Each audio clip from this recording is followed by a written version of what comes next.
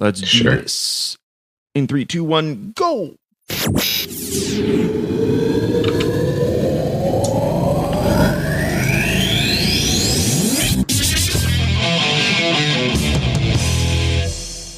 Boom, Greg, we're back. It's been a long hiatus. Sorry, we've both been pretty busy, right? How you doing? I'm hanging in there. How about you? I'm fantastic. Yeah, things are going really well. You know? Yeah, it feels like we just had a little holiday and getting back to business. Yep. Getting back to business. That's right. You know, as I launched the new website. Have you seen it? Oh yeah, congrats about that. I totally forgot. Yeah, congrats. Yeah. Good job. I know you've been working very hard and a long time on that. Yeah. You know, so we launched it. Well, we're recording this on Wednesday, the 24th. I launched it last Friday, and it was kind of crazy as Monday morning comes, right? And then, you know, I've been heads down. Like, that's the only thing I've been focused on for like 12 months, you know? And now that it's launched, it was like this feeling of, now what? Like, yeah. You know, it's like, what do I do now? Like, obviously there's tons of other stuff I need to keep doing, but it was just this feeling of what I've been completely just, headlined for complete tunnel vision for 12 months is released. And now It's like, it was just this weird feeling most of all Monday of, I can't I got to learn how to get out of the tunnel vision mode and maybe start thinking about other things, you know? It was pretty weird. It's better than the alternative. Yeah, exactly. Yeah. Old shirt. We'll just say old shirt. But the feedback's been overwhelmingly positive. You know, there was a few, obviously like broken links a couple people found and some broken demos and most of those have been all fixed by now. But everyone seems to be enjoying the site. So I'm excited to, the key now is maintaining it, like making sure that, new designs are submitted from people. And I already have a couple people willing to, write blog articles for it and guest blog and stuff like that. So, I just need to get into that mode of maintaining it and make sure that it doesn't get stale. Right. Cool. So we haven't rehearsed this. Obviously, I haven't even discussed this. So I'm going to drop this on you. Uh-oh. Lessons learned from the launch? What do you got? A lot of it was, so John Hawkins, I worked with John a lot, and he's in England. And by the end, I think we finally nailed like a decent workflow in terms of working with someone on the other side of the world on a project. That was definitely a learning process, because the time zone differences, it was kind of tough, and, he made some sacrifices to stay up late sometimes. And, I stayed up early sometimes and stuff like that. So, it was tough because the 8-hour time zone change, it was like when he's in family mode, I'm in work mode. Right. So it was hard to really work at the same time sometimes, and so that was definitely a learning process. Not much I could really convey here in terms of what I learned. It was just an something you have to experience, right? And by the end I did use Trello as a way of us, having some sort of task management back and forth with each other, and that seemed to work out pretty well. I just used their free account, and that worked pretty well. We only did that for like the last month and a half or 2 months, and I wish I started a lot earlier because it really helped. Because, he knew what I was kind of working on, and then I kind of knew what he was working on. And so, I think that was my biggest takeaway. Interesting. As someone who uses version control and stuff, I would have expected you to use like GitHub projects or something like that. Yes, I really wanted to, but John, it really isn't.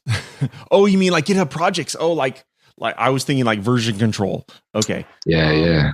I didn't even think about GitHub projects. I just, Trello had a Mac app now. So I was like, I think when a service has a Mac app, it just feels better to me and to John as well. And we had both dabbled with Trello before, so it was familiar to both of us. So sure. That it worked. Have you used GitHub projects? I totally forgot about that one. I played with it, but honestly, it's kind of like I'm trying to get into using things more. because they have the Mac and they have the iOS apps. Yep. I feel like GitHub projects would be if I had a small team. Yeah. And I was kind of just working through like active, constant development where you're constantly like taking a task in a 2-week kind of sprint and working through it like that. I think it would be better, but as you know, we don't have necessarily like strict, rigid development cycles, so it's kind of hard to use some of these tools. You know, I would have loved to have used Git in terms of, so one issue was actually like sharing files back and forth, right? And making sure that, you know, like actually, for instance, on launch day, I set up a bunch of pretty URLs. So like all the pretty URLs. So on the site. And so I set up all the URLs and the htaccess files and I, you know, save the project file, ship the new updated version to John, so that he had it. And then, when he went to go make some changes, to fix some other, issues like broken links, he didn't update to the version that I did with the pretty URLs and, republished an old version on top of it that had fixes. So at that point, it was kind of like everything was in influx now. Like the pretty URLs broke. I mean, the site still worked, but the URLs weren't pretty anymore. And, you know, it was like, oh no, because then I had to then get the pretty URL version and try to integrate all of his changes. And so that was kind of hectic. Like sharing of files. I would have loved to have used version control, right? But that is just, I think that would break his brain. And no offense to John, it's just you know, that sort of thing isn't his thing. You know, Markdown is even tough for him, right? It's just not for him. So, yeah, that was tough. And to be honest, we never came up with a great workflow for really sharing project files across. You know, I probably could have created like a Dropbox share, or, you know, we both would have loved if iCloud had the ability to share a folder with somebody else. We probably would have been all over that, but both of us kind of stopped using Dropbox, and yeah, so that was tough. Yeah, I'm trying to get off Dropbox too. Now that they do push notifications on my desktop every time, and they ask me for my administrative password, I'm like, yeah. Thanks, but no thanks. Yeah, definitely. Yeah, do you remember the whole thing about Dropbox, like imitating the Mac OS? Yep.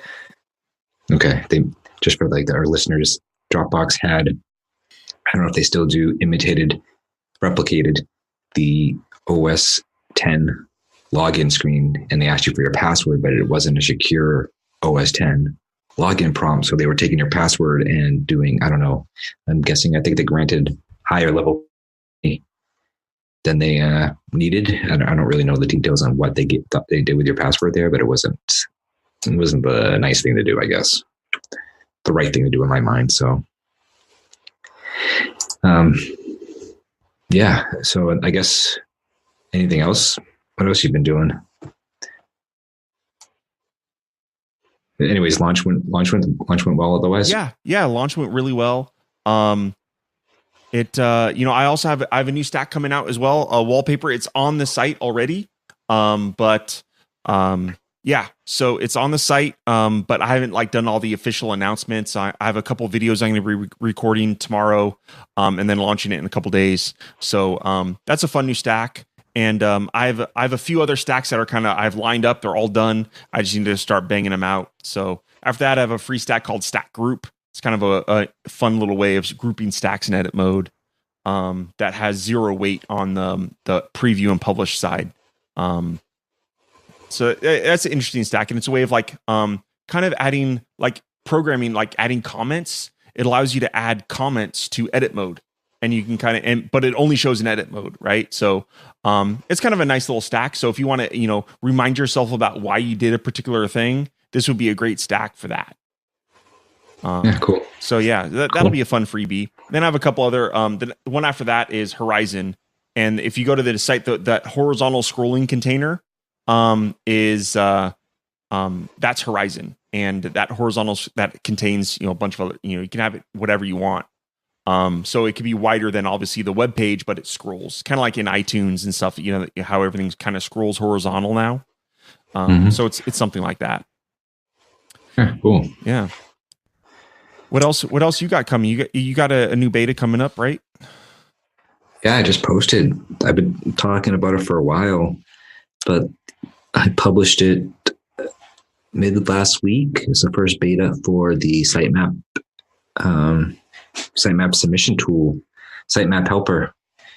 I mentioned it before on our podcast, but it's live there. You can, every time you change your sitemap file, every time it gets updated, it will automatically submit it to Google and Bing for you. So you don't have to go into like Webmaster Tools and tell it to index or anything like that. So it's always fresh. It's always getting indexed by the search engines. And it does it every day. So if you make multiple changes to your site, it'll only make one submission at basically midnight, right? Midnight UTC. And yeah, and it supports WordPress as well. And if you have multiple sitemaps, I think we talked about this a long time ago offline, but if you have multiple sitemaps from, say, Total CMS blog, you just have to add those sitemaps to your robots file. And it's supposed to parse the robots file. Yep. And find all those and submit all those for you. Sweet. How's have you been working on WeaverPix at all? Yeah, I started back up on that. I had to take a break on it because I'm thinking about more of design stuff with it, our code architecture kind of problems. Trying to make something that's basically trying to support Lightboxes in a way that is scalable and maintainable. So I think the solution I have for regular effects and slideshows and all those galleries and stuff like that is pretty well designed and pretty nice and easy to use from a development standpoint. And obviously that propagates up into the user level, right? Because if it's easier for me to code, I can and maintain, then those features I can add more features and make things cleaner, right? Yeah. So I'm trying to do the same with the Lightboxes, so that Lightboxes are easy to integrate, easy to maintain, and work cleanly. So cool. Very cool. Yeah, Very cool. Kind of put a setback on that kind of stuff, but you know how it is. Yep. Wholeheartedly. Yeah. Hey, so actually, one cool little nugget on the joeworkman.net or joeworkman.net, man, Weaverspace site, man, gonna have to get used to that one. On the getting started page. So, if you notice, step 4 is get Chili Dog hosting, right? But a cool little accent that I don't think anyone's picked up on yet is, if you notice, there's like some background, like accent pictures for every single step. Well, those accent pictures are pretty much backdrops of the city that particular company is in, right? So Chili Dog, the background image is Boston, and Stacks has Austin, Texas, and my Weaverspace is San Francisco, and then Real Mac has a Brighton picture in the background. So kind of a cool little accent that John Hawkins came up with. I thought that was a pretty slick idea. I'm going to have to go look at this now. Is this under the About page or no, the Getting Started page? If you go to Get Started in the menu. See how you picked. Let's see. Let's see. Okay. Yeah. It's a non-popular. No, I'm just yeah, kidding. it's not it is a non-popular picture. I was actually going to think if I could find one that's a little bit more popular. Oh, I could tell you one is it is baseball season. It is playoffs. Would be like the Citgo sign, not the Fenway area.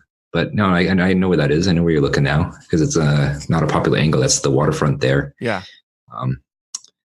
That's where that crane is. If somebody's looking at that picture, that area is becoming just rapidly developed with, it's like the go-to area now in the city with all the restaurants and all the bars and stuff like that. Interesting. And if you look right to the left of the Chili Dog logo, you see the Prudential Center there with the little needle on the top almost. And that's very close to where I did my undergrad, right over there. Sweet. That's a little history of Chili Dog. There you go. The rest is history. Sweet. Yeah. So today, Brian Lepan posted an interesting topic on Weaver Space that I thought would be fun to chat about for a few minutes. And let's get that. Let's get in there. The beta version of Mojave, Apple released today, apparently. They have the ability to, if anyone doesn't know, Mojave has a new dark mode, right? Well, now Safari, you can actually style your site now based on whether or not the user has dark mode enabled. So in theory, like you can detect if a person has dark mode, and then you can provide a different, colors or whatnot, on the, to the user. What do you think about that, Greg? Pretty cool. Honestly, I'm not sure yet how that's going to impact my stacks. I mean, I think it's going to impact Foundation and other Rapid Weaver themes, and it's going to be an upsell and a feature. Mm-hmm. And maybe I think it's going to be a competitive advantage if we start seeing some themes come out with this kind of support. Yeah, I agree. A lot of the base colors for things are mostly set on the theme level. I guess there is something like if you had some sort of a border color, right? And then, what if the person wants a white border on light theme and then a dark border on dark theme? That's getting quite, basically that's a lot of work, essentially. It's doubling everything. It's basically like for you, the designer, it's like double the work. And is it really going to give you that much payoff? Like, is there going to be that many users using dark mode? And do you want to double your work just for those particular users that are in Safari using dark mode? Like, oh man, that's, I don't know. I'm sure there's probably going to be some, people that want this as a feature, and I'm not saying it's never going to happen, but it definitely is a lot of work on our part from the developer side to basically it's double the settings on everything, right? And then it's double the work for you for picking all the colors, right? And it's tough enough defining a color scheme for a website, and to do it twice, like, man, that's a lot of work, from the design perspective. I wonder if Apple's going to make some of that accessible so that they figure out the color palette automatically and they invert the colors intelligently or not. I don't know. Probably not. About that. I don't know. It's possible maybe, but yeah. And then on top of that, like you now have almost double the CSS probably, because you have to have the CSS for light mode and the CSS for dark mode, right? And not only that, like you're going to be loading that dark mode CSS on for everything, not just, devices that support it, so it's tricky, there's a lot of downsides to this. So yeah, just a topic I thought would be fun to bring up. Yeah, it'd be interesting because, I'm going to guess Apple's going to be the first to support it, and at least I would hope if they're going to put this in the beta, when it does ship, their site would be a prime example of that support, Yep. Exactly. And we'll see. It was a good post and a good find. I saw that on Twitter today too. Yeah. Okay. So I think we're going to cut today short a little bit. We're at around the 20-minute mark, so we'll have a quick short episode. It was fun to be back. We will get back into the swing of things, guys. I promise you. Right, Greg? We'll do it. Yes. This cool. was like we were just ran for the first time in like 3 months, so we're like winded, exactly. Yeah. Gotta get our lungs back. Yep. Sweet. So, Greg, where can everyone on the webs find you? Oh, let me make sure I get this right.